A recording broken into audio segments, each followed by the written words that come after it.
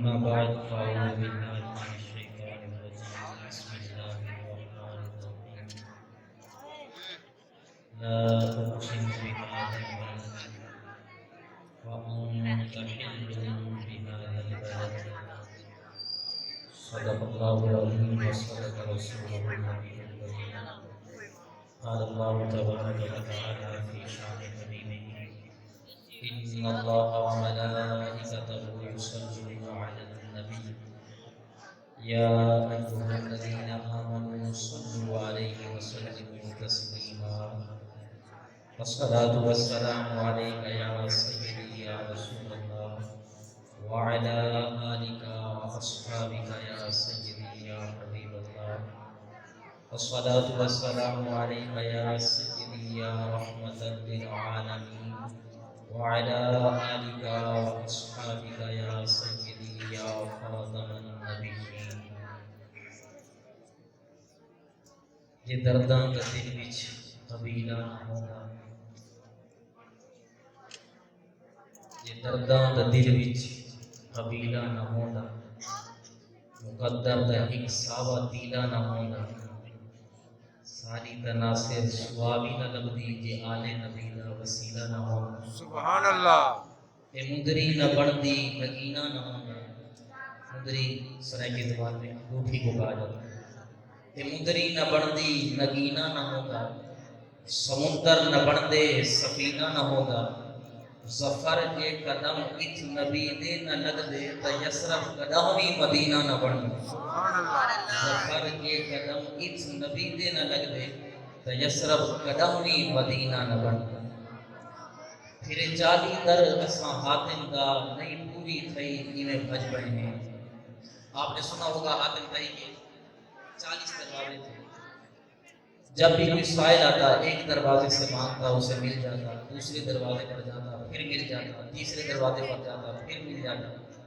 حتیٰ کہ 40 دروازوں سے ایک ہی سائل خیرات مانگتا رہتا اس کو ملتی رہتی شاعر نے عاشق نے اسی سائل کو مخاطب کر کے کہا در مصطفیٰ پر ایک بار آ جاتے دوبارہ مانگنے کی حاجت ہی پیش نہ آتی پھرے 40 در اساں حاتم دا نہیں پوری تھئی انہیں بھج پئے ہیں تمہاری خبر ملی اساں دکھیاں کو تمہارے درد آندے اج پئے ہیں تمہارے دردی خیر کو مل پئی ہے آقا تمہارے دردی خیر کو مل پئی ہے رکھی کل کائنات تے بھج پئے ہیں دھن ظفر اساں کشکول سٹے تمہاری ایک خیرات تے رج پئے ہیں دھن ظفر اساں کشکول سٹے تمہاری ایک خیرات تے رج پئے ہیں پتھر کو یوں تراشا نگینہ بنا دیا پتھر کو یوں تراشا نگینہ بنا دیا صحرا کو مسکرا کے مدینہ بنا دیا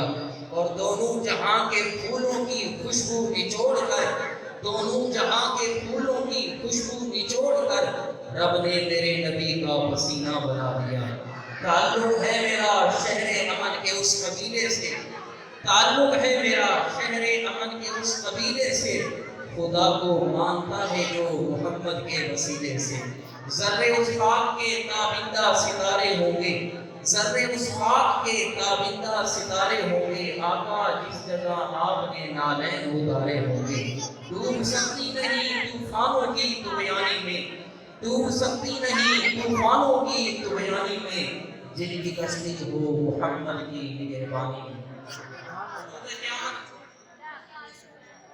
میدان محشر میں میزان پر ترازو پر پنجابی میں کہتے ہیں ترکڑی پر نامہ اعمال تولے جا رہے ہوں گے ایک امتی پیش ہوگا نیکیوں کا پلڑا ہلکا ہو جائے گا گناہوں کا پلڑا بھاری ہو جائے گا اللہ فرشتوں سے فرمائے گا اس کو جہنم کی طرف لے چلو فرشتے پکڑ لیں گے جہنم کی طرف لے جانے کی کوشش کریں گے مگر ایک حسین و جمیل شخصیت سفید کپڑوں میں ملبوس جن کے جسم مبارک سے مشک اور کستوری جیسی خوشبو آ رہی ہوگی وہ تشریف لائیں گے فرمائیں گے فرشتوں ٹھہر جاؤ ان کے نامہ اعمال کو دوبارہ تولا جائے جب نامہ اعمال دوبارہ تولے جائیں گے وہی بزرگ وہی حسین و جمیل شخصیت اپنے پاس سے انگلی کے پورے کے برابر ایک ٹکڑا نیکیوں کے پلڑے میں رکھ دیں گے، جس کی اتنی برکت ہوگی کہ نیکیوں کا پلڑا بھاری ہو جائے گا۔ اب اللہ عز و جل فرمائے گا اس بندے کو جنت کی طرف لے جاؤ۔ وہ عرض کرے گا مالک مجھے پوچھنی تو دے، یہ مبارک ہستی کون ہے جس نے اس مشکل گھڑی میں میری مدد فرمائی؟ جب وہ پوچھے گا تو وہ مبارک ہستی جواب دیں گے میں تیرا نبی حضرت محمد مصطفیٰ صلی اللہ علیہ وآلہ وسلم ہوں۔ اب وہ امتی عرض کرے گا یا رسول اللہ میرے ماں باپ آپ پر قربان ہو جائیں، اس کاغذ کے ٹکڑے پر کیا لکھا ہوا تھا جس کی برکت سے میری نیکیوں کا پلڑا بھاری ہو گیا؟ تو کریم آقا جواب دیں گے اے میرے امتی اس پر وہ درود لکھا ہوا تھا جو دنیا میں مجھ پر پڑھا کرتا تھا، آج اسی درود کا بدلہ دینے کے لیے حاضر ہوا ہوں۔ کسی شاعر نے اسی واقعے کو اپنے شعر کے اندر بڑے خوبصورت انداز میں بیان فرمایا۔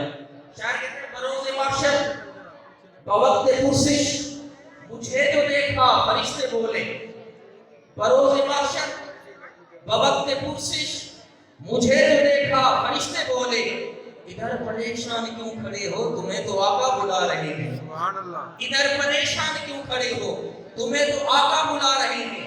تو خدا کی قسم جو نبی کریم صلی اللہ علیہ وسلم پر دنیا میں درود و سلام پڑھتا ہے نہ دنیا میں محروم رہے گا نہ آخرت میں محروم رہے گا۔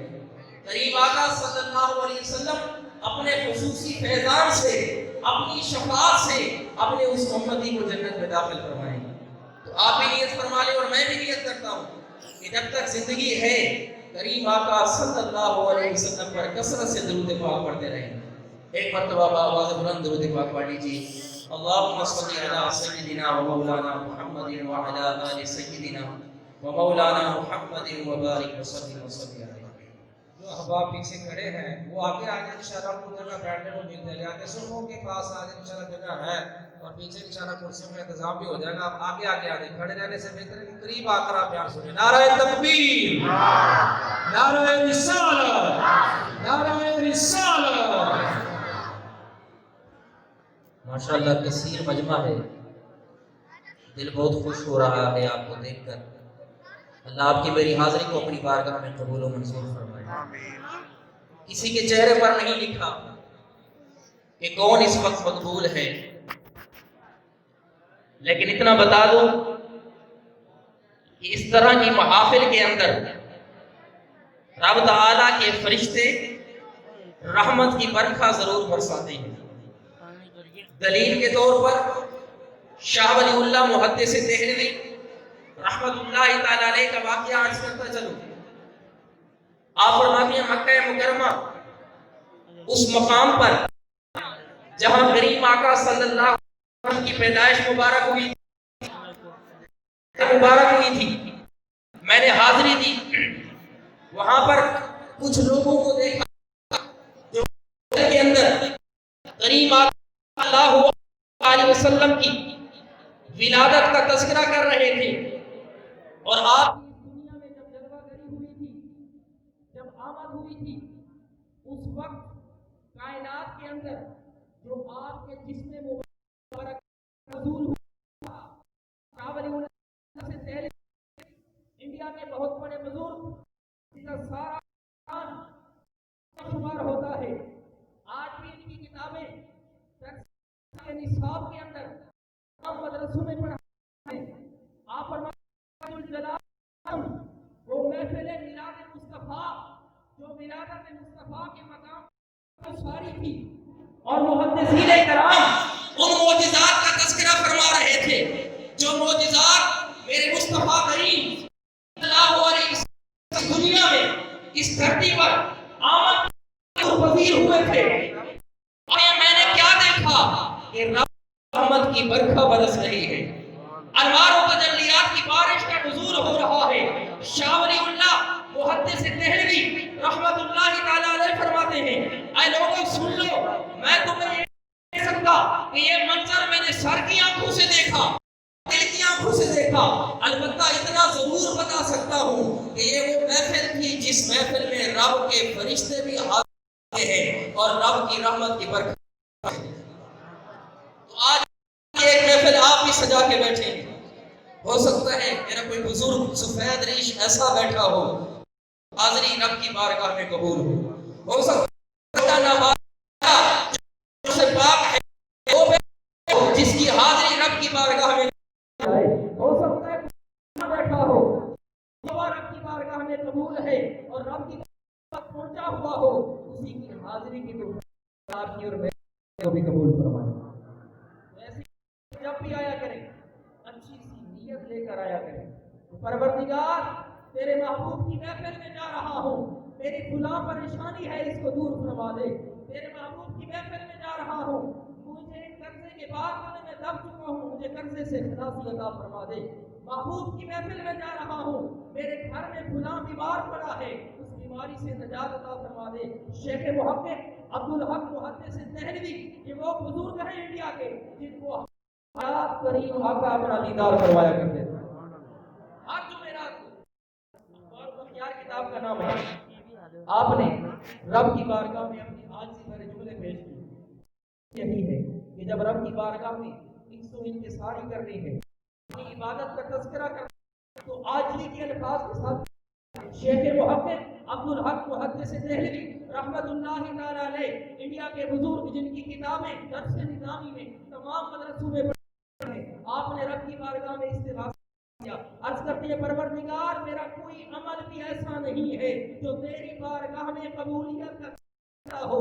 اے میرے مالک میرے سارے اعمال نیت کا شکار ہے. ہاں ایک عمل ایسا ہے جو تیری عنایت سے تیری بارگاہ میں قبول ہے. اب سنیے وہ عمل کون سا ہے. عرض کی مالک وہ یہ عمل ہے کہ تیرے محبوب کی ولادت کی محفل میں کھڑے ہو کر میں ہدیہ درود و سلام پیش کرتا ہوں. بس ایک ہی عمل ہے میرے پاس. عبدالحق محدث فرماتے ہیں یا رب رحمان میرے پاس ایک ہی عمل ہے کہ تیرے محبوب کی محفل میلاد کے اندر کھڑے ہو کر درود و سلام پڑھتا ہوں. اگلا جملہ غور طلب ہے, توجہ چاہوں گا. جو بارگاہ میں میلاد کی محفل سے بڑھ کر درجہ رکھتا ہوں. وہ کون سا مقام ہے مالک جو تیری بارگاہ میں میلاد کی محفل سے بڑھ کر درجہ رکھتا ہو. پھر عرض کرتے ہیں مالک وہ دعا جو تیرے محبوب پر درود و سلام پڑھ کر مانگی جائے تو اس کو قبول فرماتا ہے. تو محفل میلاد میں جو بھی درود پڑھتا ہے, جو بھی سلام پڑھتا ہے, پھر دعا مانگتا ہے, رب اس کی دعا کو بھی قبول فرماتا ہے. اس محفل کو عام نہ سمجھے, یہ وہ محفل ہے جس میں رب رحمان کے فرشتے نور کی برسات فرماتے ہیں. اور ان بزرگوں نے اپنے تجربات سے اس بات کو ثابت کیا کہ جو محفل میلاد میں حاضر ہوتا ہے, محبوب پر درود و سلام پڑھتا ہے, پھر رب کی بارگاہ میں عجز و انکساری کرتا ہے, اللہ غفور الرحیم اس کی دعا کو قبول فرما لیتا ہے. محفل ہے میلاد مصطفیٰ کریم آقا صلی اللہ علیہ وآلہ وسلم کی ولادت کا تذکرہ. تا ازل تا ابد, از ازل تا ابد, جاری و ساری ہے اور جاری و ساری رہے گا. دنیا ختم ہو جائے گی لیکن ورفعنا لک ذکرک کبھی ختم نہیں ہوگا. رب کا فرمان ہے, کلام الہی ہے, کلام الہی قدیم. ورفعنا لک ذکرک, امام اہل سنت کیا فرماتے ہیں, ورفعنا لک ذکرک کا ہے سایہ تجھ پر, ذکر اونچا ہے تیرا, بول ہے بالا تیرا. مٹ گئے مٹتے ہیں مٹ جائیں گے آقا تیرے, نہ مٹا ہے نہ مٹے گا کبھی چرچا تیرا. رب کا قرآن اٹھا کر دیکھیں, سورہ فاتحہ سے لے کر سورہ ناس تک اللہ رب العزت نے پیغمبروں کو خطاب فرمایا. آدم صفی اللہ کو نام لے کر, نوح نجی اللہ کو نام لے کر, موسیٰ کلیم اللہ کو نام لے کر, عیسیٰ روح اللہ کو نام لے کر, یعقوب علیہ السلام کو نام لے کر, یوسف پیغمبر کو نام لے کر, حضرت ذوالکفل کو نام لے کر, حضرت یوشع بن نون کو نام لے کر, حضرت شعیب علیہ السلام کو نام لے کر, حضرت صالح علیہ السلام کو نام لے کر, حضرت ہود علیہ السلام کو نام لے کر. الغرض کم و بیش 26 انبیاء کا ذکر قرآن میں موجود ہے. رب ذوالجلال نے آدم علیہ السلام سے لے کر عیسیٰ روح اللہ تک جتنے پیغمبروں کا ذکر قرآن میں فرمایا, جتنے رسولوں کا ذکر قرآن میں فرمایا, سب کو نام لے کر مخاطب فرمایا. لیکن جب باری آئی اپنے محبوب کی, محبت کے کچھ تقاضے ہوتے ہیں, محبت کی کچھ ادائیں ہوتی ہیں. رب ذوالجلال محبوب کو نام سے مخاطب نہیں فرمایا بلکہ القاب سے یاد فرمایا. کہیں فرمایا یا ایھا النبی، کہیں فرمایا یا ایھا الرسول، کہیں فرمایا یا ایھا المدثر، کہیں فرمایا یا ایھا المزمل، کہیں فرمایا یاسین، کہیں فرمایا طٰہٰ. الغرض پورا قرآن اٹھا کر دیکھیں، رب ذوالجلال نے محبت کی اداؤں کو اس طرح بیان فرمایا ہے کہ اور تمامی انبیاء کو نام لے کر اور آمنہ کے لال کو القاب سے یاد فرمایا ہے. نعرہ تکبیر، نعرہ رسالت، نعرہ رسالت. یہ محبت کی تقاضے محبوب کو نام لے کر نہیں پکارا جاتا. اچھا قرآن مجید میں جہاں بھی محمد کا ذکر ہوا ہے نام کے ساتھ، پوری ایک سورت موجود ہے سورہ محمد، اس کا دوسرا نام ہے سورہ قتال، قرآن مجید کے اندر موجود ہے. اور 2 یا 3 یا 4 مقامات پر کریم آقا صلی اللہ علیہ وسلم کا جو صراحتاً نام لیا گیا ہے وہاں بھی وجہ سیرت کی کتابوں کے اندر موجود ہے کہ آقا کریم کا نام صراحتاً کیوں ذکر کیا گیا. تقابل تھا وہاں پر، تقابل تھا وہاں پر کفار کے ساتھ، اس لیے رب ذوالجلال نے صراحت کے ساتھ نام ذکر کیا. ورنہ محبت بھرے تقاضے یہ تھے کہ جہاں جہاں کریم آقا کا نام آیا رب ذوالجلال نے القاب سے نوازا. ایک اور نشانی آدم سے لے کر عیسیٰ روح اللہ تک 26 انبیاء کا ذکر کم و بیش قرآن کے اندر موجود ہے. کسی کی قسمیں رب تعالیٰ نے یاد نہیں فرمائی. اگر قسمیں یاد فرمائی ہیں تو آمنہ کے لال کی. کہیں پر والضحیٰ واللیل اذا سجا، اے محبوب تیرے رخ انور کی قسم، اے محبوب تیری سیاہ زلفوں کی قسم. کہیں پر والعصر، اے محبوب تیرے زمانے کی قسم. کہیں پر لا اقسم بہذا البلد وانت حل بہذا البلد، اے محبوب تیرے شہر مقدس کی قسم. کہیں پر لعمرک انہم لفی سکرتہم یعمہون، اے محبوب تیری حیاتی کی زندگی مبارک کی قسم. اور کہیں پر وقیلہ یا رب ان ہؤلاء قوم لا یؤمنون، اے محبوب تیری زبان اقدس کی قسم. الغرض یہ بھی محبت کے تقاضے ہیں کہ کسی نبی اور کسی رسول کی قسموں کو اللہ نے قرآن میں ذکر نہیں فرمایا. اگر فرمایا ہے تو محمد عربی کی قسموں کو ذکر فرمایا. یہ بھی محبت کے تقاضے. تلک الرسل فضلنا بعضهم على بعض، صراحتاً قرآن کی نص سے ثابت ہے. اللہ فرماتا ہے یہ رسول ہیں، ہم نے ان میں سے بعض کو بعض پر فضیلت عطا فرمائی. منهم من کلم اللہ ورفع بعضهم درجات، اللہ فرماتا ہے ان میں سے کچھ ایسے ہیں جن کے درجات کو میں نے بلند کیا. درجوں بلند کیا، جمع کا صیغہ استعمال ہوا. گرامر کی روح سے یہاں پر عجیب و غریب بحث مفسرین کرام نے کی. آپ فرماتے ہیں حضرت قاضی ایاز مالکی رحمۃ اللہ تعالیٰ نے اس آیت کے اندر جو اللہ تبارک و تعالیٰ نے ارشاد فرمایا منہم، یہ جو گرامر کی روح سے من استعمال ہوا ہے نا، اس من سے مراد محمد عربی کی ذات ہے. اللہ فرماتا ہے سارے میرے رسول ہیں، جتنے بھی اس دنیا میں تشریف لائے 1,24,000 کم و بیش پیغمبر تشریف لائے، 313 رسول تشریف لائے، سارے میرے رسول ہیں. لیکن ان تمام میں جن کو میں نے فضیلت عطا فرمائی ہے وہ سب سے بڑھ کر محمد عربی کی ذات ہے. قاضی ایاز مالکی رحمۃ اللہ تعالیٰ علیہ اور علامہ جلال الدین سیوطی شافعی رحمۃ اللہ تعالیٰ علیہ آپ فرماتے ہیں آدم صفی اللہ سے لے کر عیسیٰ روح اللہ تک جتنے انبیاء کو اللہ نے جو فضائل اور جو کمالات عطا فرمائے تھے ان سب سے بڑھ کر اللہ تعالیٰ نے محمد عربی کو کمالات عطا فرمائے. ان سب سے بڑھ کر آج میں نے آقا کریم صلی اللہ علیہ وسلم کے ایک معجزے کا ذکر کرنا ہے اپنے مختصر سے ٹائم کے اندر، وہ ہے اجابت دعا. نبی کا ایک معجزہ یہ ہوتا ہے کہ جب نبی کسی کے حق میں دعا کر دے یا کسی کے خلاف دعا کر دے، جس کو آپ اور میں اپنی زبان میں بد دعا کہتے ہیں، مگر علماء فرماتے ہیں ادب کا تقاضا یہ ہے کہ آقا کریم صلی اللہ علیہ وسلم نے جس کے خلاف دعا کی ہے اس کو بد دعا نہ کہا جائے، اس کو دعائے ضرر کہا جائے یا خلاف دعا کہا جائے.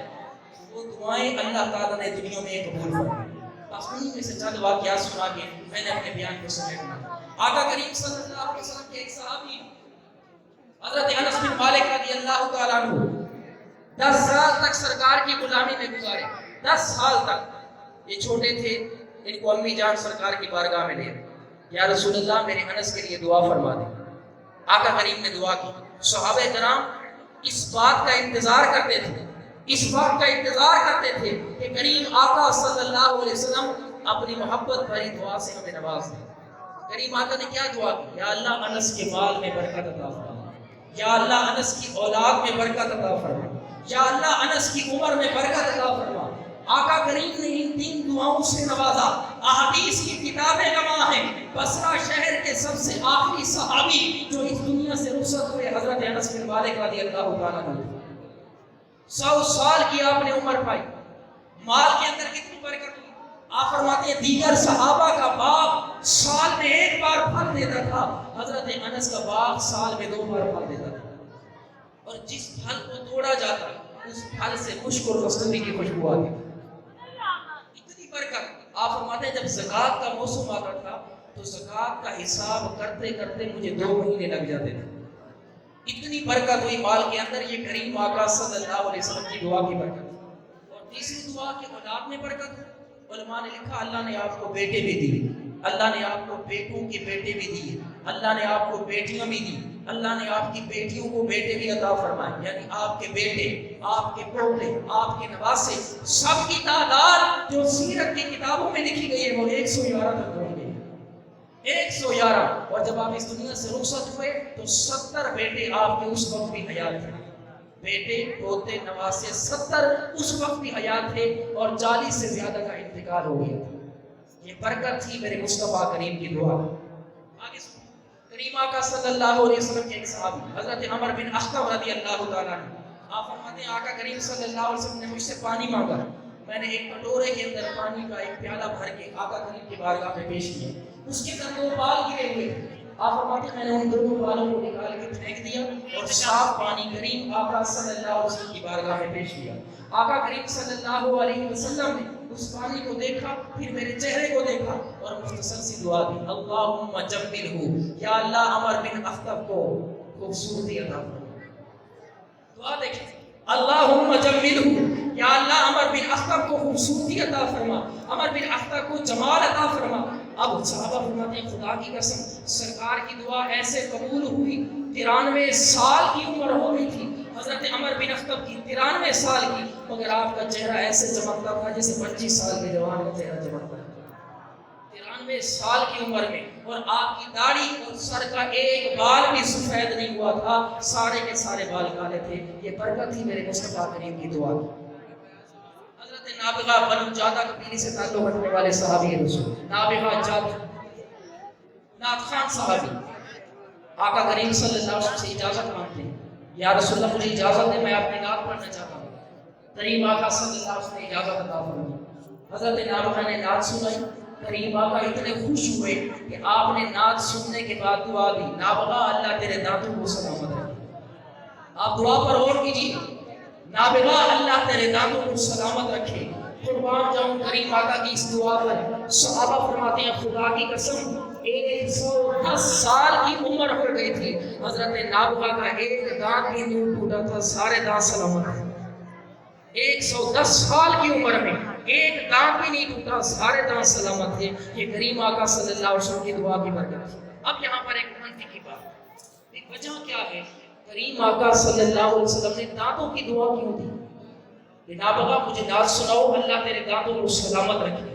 علماء نے یہاں پر ایک عجیب روح کا بیان کیا، فرماتے ہیں وجہ یہ ہے آپ اور میں جو گفتگو کرتے ہیں، جیسے میں کلام کر رہا ہوں آپ سن رہے ہیں، یہ الفاظ حقیقت میں کیا ہیں؟ ڈاکٹروں اور سائنسدانوں کی تحقیق کے مطابق ہمارے بیٹے کی ہوا ہے جو ہمارے منہ میں جمع ہوتی ہے، اور پھر دانتوں کی کھڑکیوں سے یہ ہوا ٹکرا کر الفاظ بنتے ہیں اور تب سامنے والے کی سمجھ میں آتے ہیں۔ اس لیے آپ غور کریں، اگر کسی کے گھر میں کوئی بوڑھا بابا ہو یا بوڑھی اماں ہو جس کے دانت ختم ہو چکے ہوں، جب وہ بات کرتے ہیں تو ان کی بات سمجھ میں نہیں آتی۔ وجہ کیا ہے؟ ان کے دانت ختم ہو گئے۔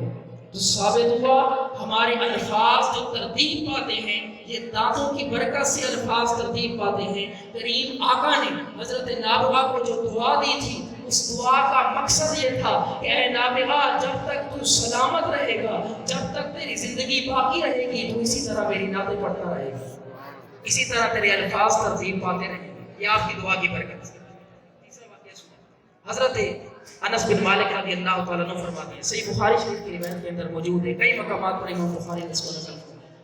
جمعہ کا دن تھا، صحابہ کرام کا مجمع لگا ہوا تھا.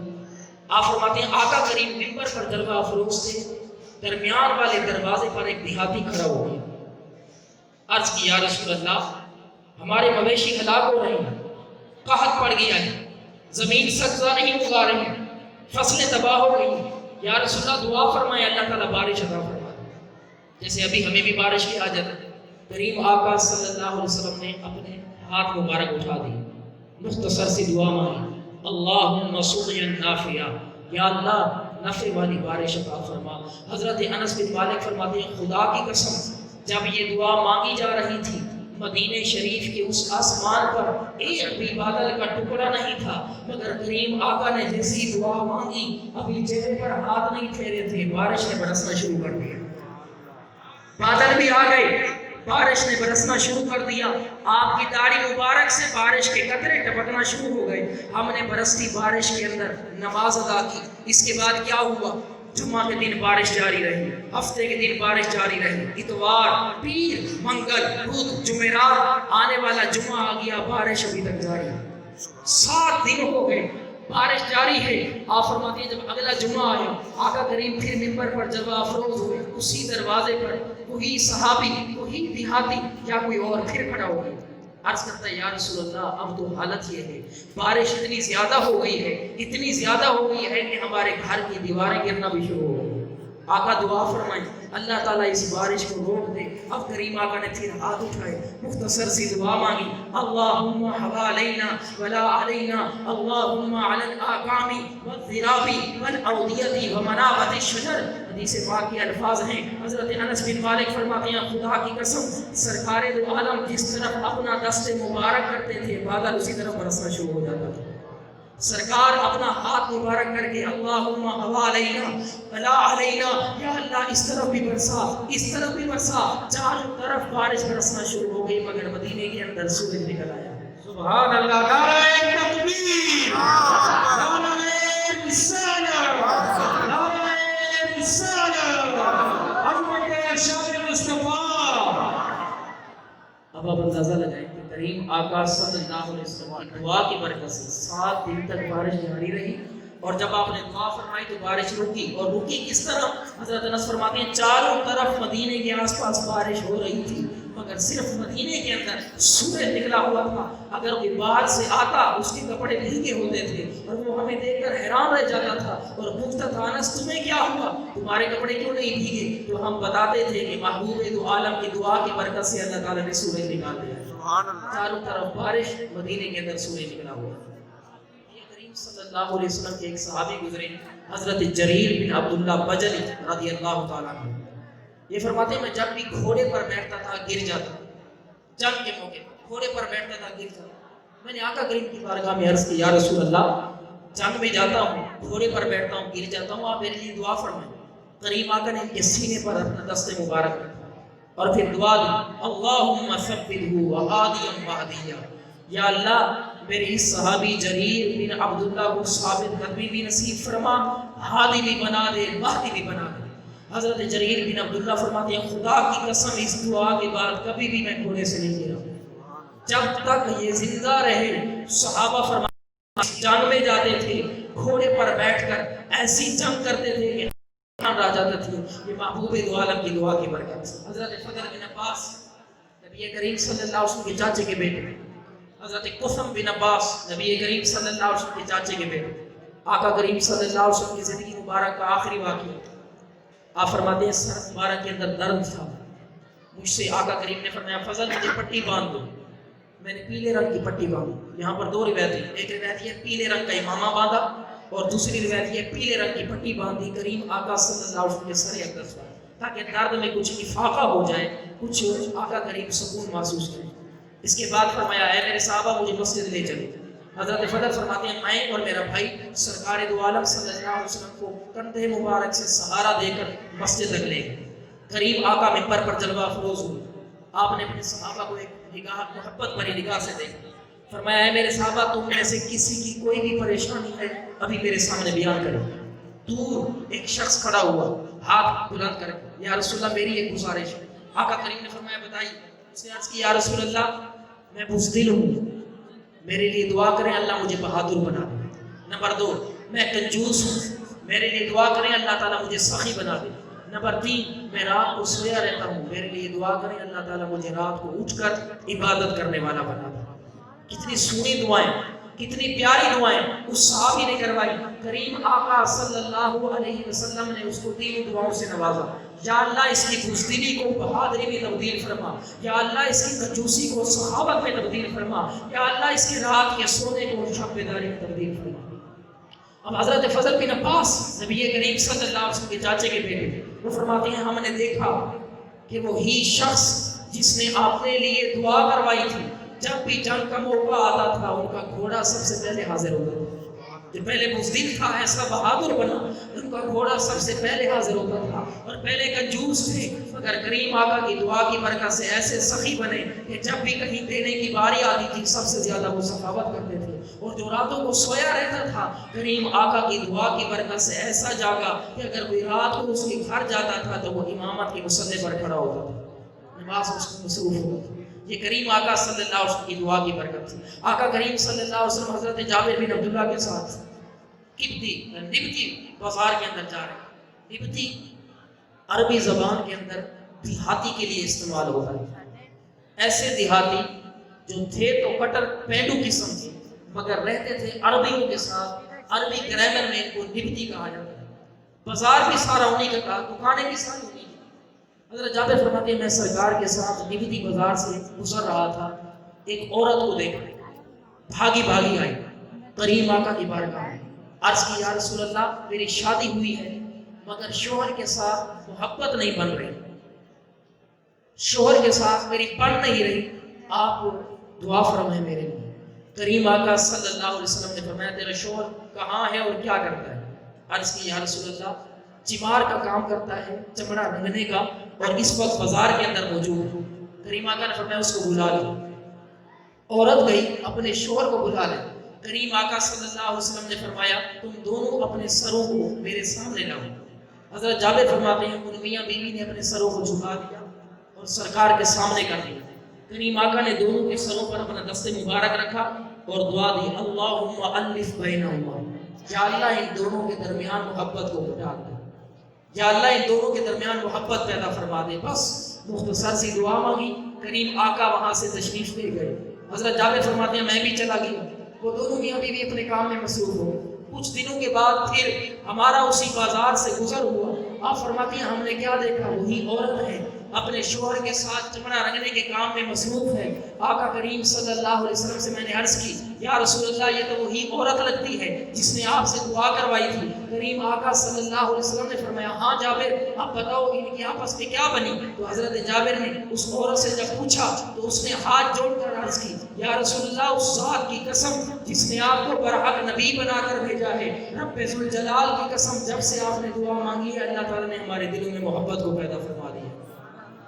میری زندگی بڑی خوش و خرم گزر رہی ہے کیونکہ آپ نے دعا سے نوازا ہے. تو کریم آقا جس کو بھی دعا دیتے تھے اللہ تعالیٰ کریم آقا کی دعا کو قبول فرماتا تھا. حضرت عروہ البارقی سیرت کی کتابوں میں آقا کریم صلی اللہ علیہ وسلم نے ان کو 1 دینار دیا تھا.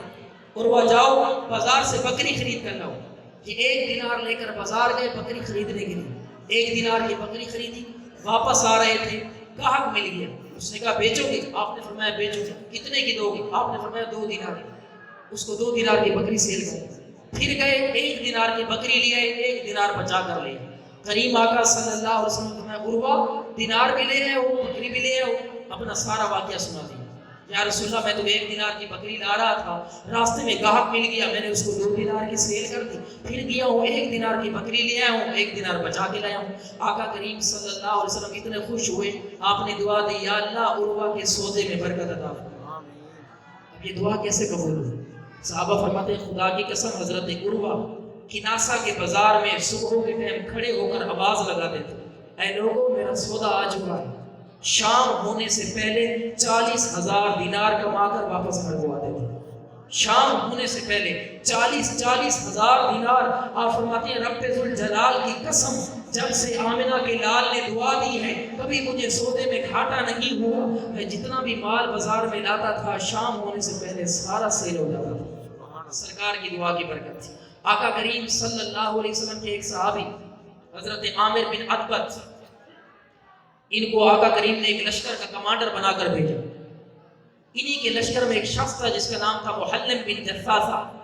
بعض لوگ اس کو محلم پڑھتے ہیں لیکن صحیح تلفظ ہے محلم بن جثاثہ.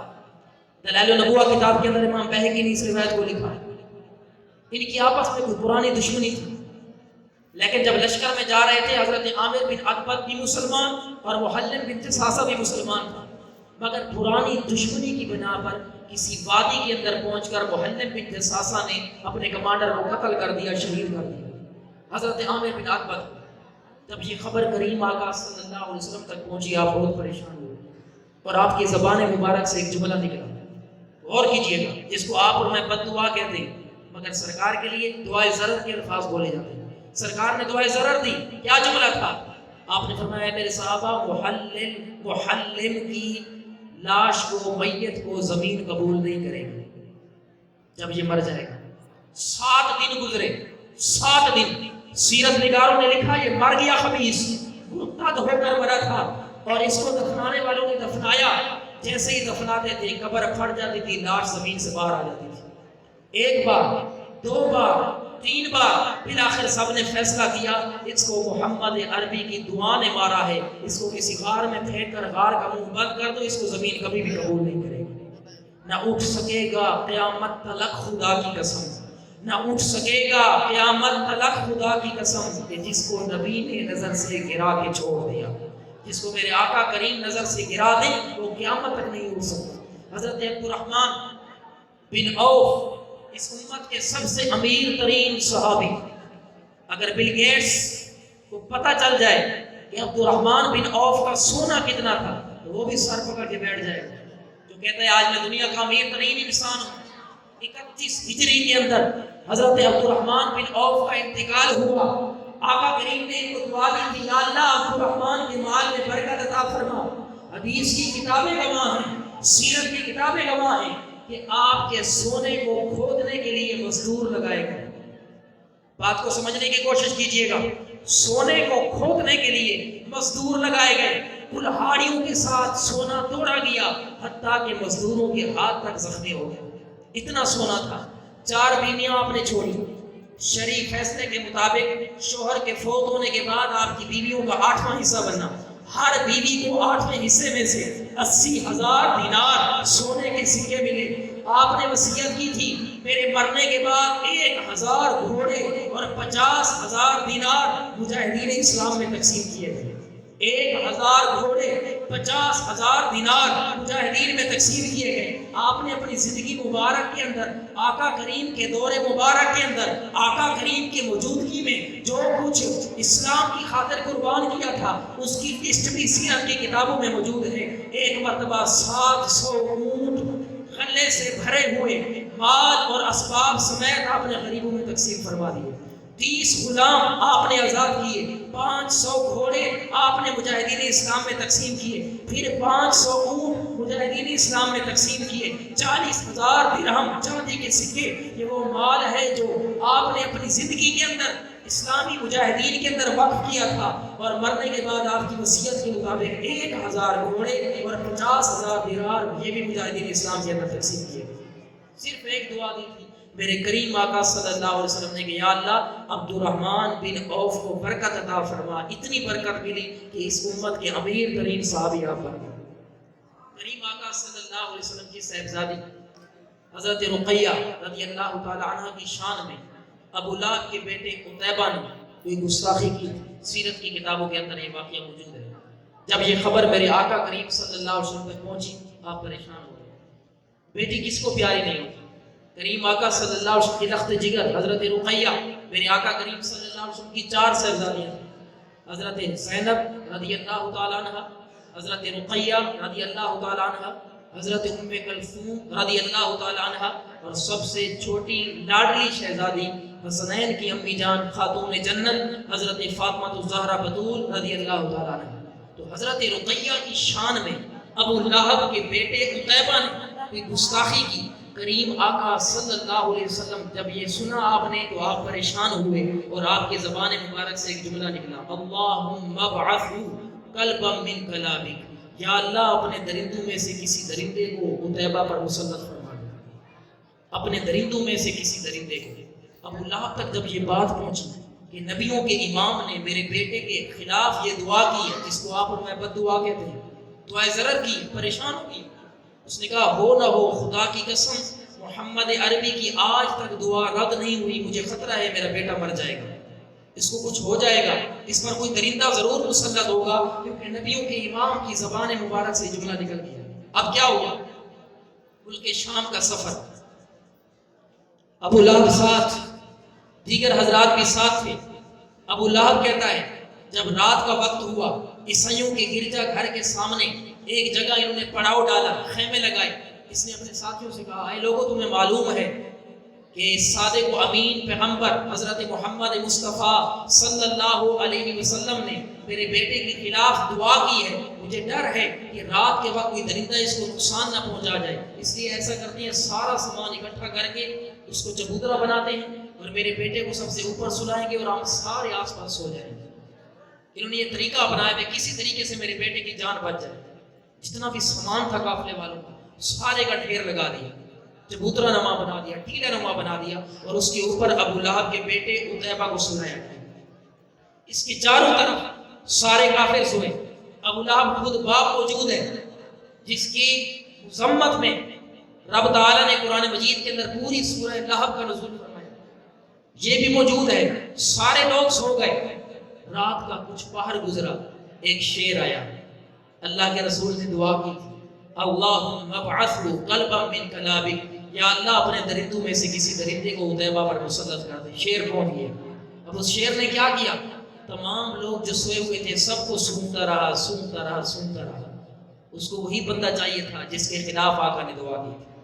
سب کو سونگتا رہا، سونگتے سونگتے اسی چبوترے پر چڑھا اور جو بدبخت وہاں پر لیٹا ہوا تھا عتیبہ، اس کے سر کو چیر پھاڑ کے رکھ دیا۔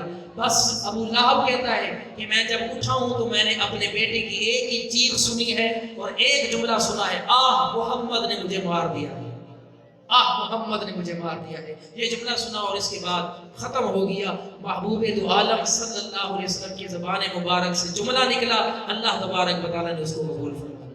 الغرض اجابت دعا، اگر یہ دیکھا جائے تو یہ وصف تمام انبیاء کے اندر موجود تھا۔ آدم علیہ السلام 300 سال تک روتے رہے، لیکن آپ سیرت کی کتابیں اٹھائیں، جب دعا قبول ہوئی ہے تو یہ الفاظ تھے کہ یا اللہ اس محمد عربی کا واسطہ دیتا ہوں جس کا نام تیرے عرش کے پایوں پر تیرے نام کے ساتھ لکھا ہوا ہے، اس محمد عربی کے واسطے سے میری مغفرت فرما، میری لفظ کو معاف فرما۔ حضرت نوح علیہ السلام کی کشتی اگر جودی پہاڑ پر ٹھہری ہے تو سیرت نگار کہتے ہیں اس کی وجہ یہ تھی کہ آمنہ کے لال کا نور حضرت نوح علیہ السلام کی پشت میں موجود تھا۔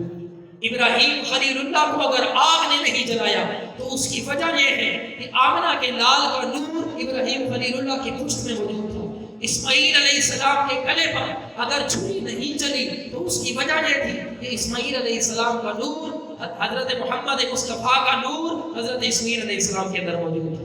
تو یہ جتنی ربط ہے انبیاء اور رسولوں کے، اگر آپ سیرت کی کتابیں اٹھائیں یا قرآن و حدیث دیکھیں تو آپ کو یہ بات ماننی پڑے گی کہ اس پوری کائنات کو جو وجود ملا ہے اور پوری کائنات کے اندر اللہ تبارک و تعالیٰ نے جو برکات کا نزول رکھا ہے یہ فقط صدقہ ہے محمد عربی صلی اللہ علیہ وسلم۔ آخری واقعہ سنا اپنے بیان کو ختم کرتا ہوں۔ میرے کریم آقا صلی اللہ علیہ وآلہ وسلم جنگ کے موقع پر صحابہ کرام آپ کی بارگاہ میں حاضر ہوئے، عرض کی یا رسول اللہ گرمی شدید ہے، تبوک کا موقع، سرکار دو عالم صلی اللہ علیہ وسلم کی زندگی کا آخری غزوہ، غزوہ تبوک، سخت گرمیوں کا موسم تھا۔ بعض سیرت نگاروں نے لکھا تعداد بہت زیادہ تھی، 36,000 کے لگ بھگ صحابہ اس لشکر کے اندر موجود تھے، 36,000۔ آقا کریم صلی اللہ علیہ وسلم کے صحابی حضرت عمر نے عرض کی یا رسول اللہ حالت یہ ہے کہ ایک ایک کھجور کے دانے کو 10 صحابہ چوس کے گزارا کرتے ہیں، آقا آپ دعا فرمائیں نا اللہ تعالی ہمارے دسترخوان میں برکت عطا فرما دے۔ آقا کریم صلی اللہ علیہ وسلم نے فرمایا اے میرے صحابہ جس کے پاس جو ہے وہ لے کے آ جائے۔ تمام صحابہ نے اپنے توشہ دان دے کے کسی سے 1 کھجور برآمد ہوئی، کسی سے 2، کسی سے سوکھی روٹی کے ٹکڑے، کسی سے بھنے ہوئے جو، کسی سے ستو، اور غرض جو کچھ موجود تھا سارا ایک دسترخوان پر ڈھیر لگا دیا۔ کریم آقا صلی اللہ علیہ وسلم نے مختصر سی دعا مانگی، اللہم بارک لنا فیہم، یا اللہ ان تمام کھانوں کے اندر برکت عطا فرما۔ اللہ تعالیٰ نے ایسی برکت رکھی 36,000 صحابہ اس کھانے کو کھاتے رہے مگر کھانا ختم نہیں ہوا۔ سبحان اللہ 36,000 صحابہ۔ ابو قحافہ کنیت ہے ایک صحابی رسول کی، آپ فرماتے ہیں مجھے خالہ نے سختی سے منع کیا تھا، خبردار محمد عربی کے پاس نہ جانا، وہ دین بدل دیتا ہے۔ یہ اس وقت مشرکہ اور کافرہ تھی، ابو قحافہ بھی مشرک تھا۔ کہنے کا ٹھیک ہے خالہ میں نہیں جاؤں گا۔ بکریاں چراتا تھا، کہتے ہیں میں ایک دن بکریوں کو جنگل میں چھوڑ کر آقا کریم کی محفل میں بیٹھ گیا۔ ایک دن بیٹھا، شام ہو گئی، بکریاں واپس۔ دوسرے دن بیٹھا، شام ہو گئی، بکریاں واپس۔ تیسرے دن بیٹھا، شام ہو گئی۔ جب شام ہوئی نا میں نے عرض کی یا رسول اللہ 3 دن ہو گئے آپ کی بارگاہ میں بیٹھے ہوئے، آقا روزانہ آتا ہوں بکریاں چرانے، فجر سے لے کر شام تک بکریاں میری جنگل میں رہتی ہیں اور روزانہ بھوکھی واپس جاتی ہیں۔ خالہ مجھے ڈانٹتی ہے اور کہتی ہے ابو قحافہ کہاں سے چرا کے آتے ہو بکریاں، یہ تو بھوکھی واپس آتی ہیں، آقا کلمہ پڑھائیں، مسلمان ہونا چاہتا ہوں، مجھے مسلمان بھی کر دیں اور میرے بکریوں کے لیے برکت کی دعا بھی فرما دیں۔ آقا کریم نے کلمہ پڑھا کے مسلمان کیا اور فرمایا ابو قحافہ اپنی بکریوں کو لے آؤ۔ حضرت ابو قحافہ فرماتے ہیں میں بکریوں کو لے آیا۔ آقا کریم ایک ایک بکری کی پیٹھ پر ہاتھ پھیرتے گئے اور برکت کی دعا دیتے گئے، یا اللہ اس میں برکت عطا فرما، یا اللہ اس میں برکت عطا فرما، یا اللہ اس میں برکت عطا فرما۔ حضرت ابو قحافہ فرماتے ہیں خدا کی قسم جب ساری بکریاں پوری ہو گئی میں لے کر گھر گیا، میری خالہ نے بکریوں کو دیکھا تو دور سے کہنے لگی ابو قحافہ کہاں سے چرا کے آ رہے ہو، آج بکریاں وہ والی نہیں ہے جو تم صبح لے کر گئے تھے، آج کچھ اور نظر آ رہی ہیں۔ میں نے کہا خالہ آپ دودھ دوئیں۔ ابو قحافہ کی خالہ نے دودھ دونا شروع کیا، برتن ختم ہو گئے، دودھ ختم نہیں ہوا۔ برکت کی دعا دی تھی مصطفیٰ کریم نے۔ ابو قحافہ نے جب بتایا اماں جان، خالہ جان، یہ وہی نبی ہیں جن کے پاس جانے سے آپ نے مجھے روکا تھا، رب ذوالجلال کی قسم انہوں نے ہماری بکریوں کے پیٹھ پر ہاتھ پھیرا ہے، یہ اس ہاتھ کی برکت ہے اور ان کی دعا کی برکت ہے کہ ہماری بکریوں کو اللہ تعالیٰ نے اتنا دودھ عطا فرما دیا۔ ابو قحافہ کی امی بھی حاضر ہوئی، ابو قحافہ کی خالہ بھی حاضر ہوئی، انہوں نے محبوب دو عالم کے ہاتھ پر بیعت بھی کی، کلمہ بھی پڑھا اور ایسی مسلمان ہوئی کہ جب کی عورت ان سے پوچھتی تھی کہ بتاؤ آمنہ کے لال کا حلیہ مبارک کیسا تھا تو یہ جواب دیتی تھی کچھ نہ پوچھو، خدا کی قسم اگر تم دیکھ لیتی تو تم یہ کہنے پر مجبور ہو جاتی کہ ایسا چہرہ تھا جیسے مشرق سے سورج طلوع ہوتا ہے۔ آقا کریم صلی اللہ علیہ وسلم نے چاہے کسی جانور کو دعا دی، چاہے کسی بندے کو دعا دی، چاہے کسی بندی کو دعا دی، چاہے کسی کے خلاف دعا کی، اللہ تبارک و تعالیٰ نے اس کو دنیا کے اندر قبول فرمایا۔ ہاں ایک دعا ایسی ہے کریم آقا صلی اللہ علیہ وسلم کی جس کو مانگنے سے رب تعالیٰ نے خود منع فرما دی۔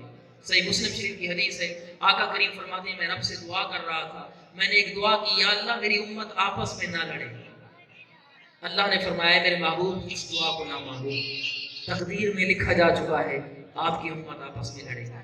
اس لیے آج امت کے اندر فساد ہے، آج امت کے اندر لڑائیاں ہیں، اور قیامت کی نشانیوں میں سے سب سے بڑی نشانی یہ ہے کہ مسلمان ایک دوسرے کو قتل کریں گے۔ آقا کریم کی حدیث میں الفاظ ہیں حرج زیادہ ہو جائے گا۔ جب پوچھا گیا حرج کیا ہے تو آپ نے فرمایا قتل ہے، مسلمان ایک دوسرے کو قتل کریں گے، نہ قاتل کو پتہ ہوگا میں کیوں مار رہا ہوں، نہ مقتول کو پتہ ہوگا مجھے کیوں مارا جا رہا ہے۔ آج یہی حال ہے امت مصطفیٰ کا۔ اے میرے محترم اسلامی بھائیو، آپ جہاں جہاں سے چل کر آئے ہیں، محفل میلاد کا ایک مقصد یہ بھی ہے کہ ہم آقا کریم صلی اللہ علیہ وسلم کی جس طرح صورت سنتے ہیں، جس طرح آقا کریم کی ولادت کے تذکرے اور معجزات کے تذکرے سنتے ہیں، ہمیں آپ کی سیرت بھی اپنانی چاہیے۔ وہ کریم آقا جس کی زندگی مبارک میں صرف جنگ کے موقع پر 2 یا 3 نمازیں قضا ہوئی، صرف جنگ کے موقع پر، اس کے علاوہ زندگی مبارک میں کبھی بھی نماز قضا نہیں ہوئی۔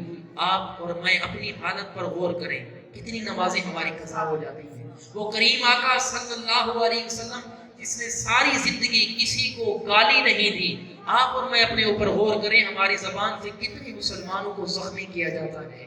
وہ کریم آقا صلی اللہ علیہ وسلم جس نے ساری زندگی یہ ارشاد فرمایا کہ کامل ایمان والا وہ ہے جس کی زبان اور ہاتھ سے دوسرا مسلمان محفوظ ہے۔ ہم غور کریں ہمارے ہاتھ سے کتنے مسلمانوں کو تکلیف پہنچی۔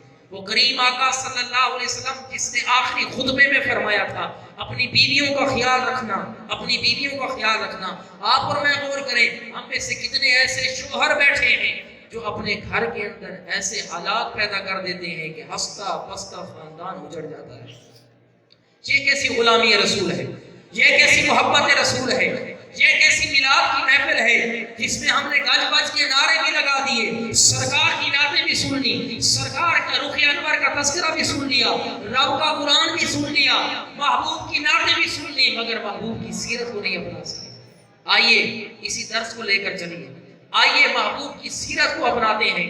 آقا کریم صلی اللہ علیہ وسلم نے زبان مبارک سے اپنے غیروں کو بھی تکلیف نہیں پہنچائی۔ ہم بھی اپنے آپ کے ساتھ اپنی زندگی کے ساتھ وعدہ کریں کہ ہم غیروں کو پہنچائیں یا نہ پہنچائیں، اپنوں کو کبھی دکھ نہیں دیں گے۔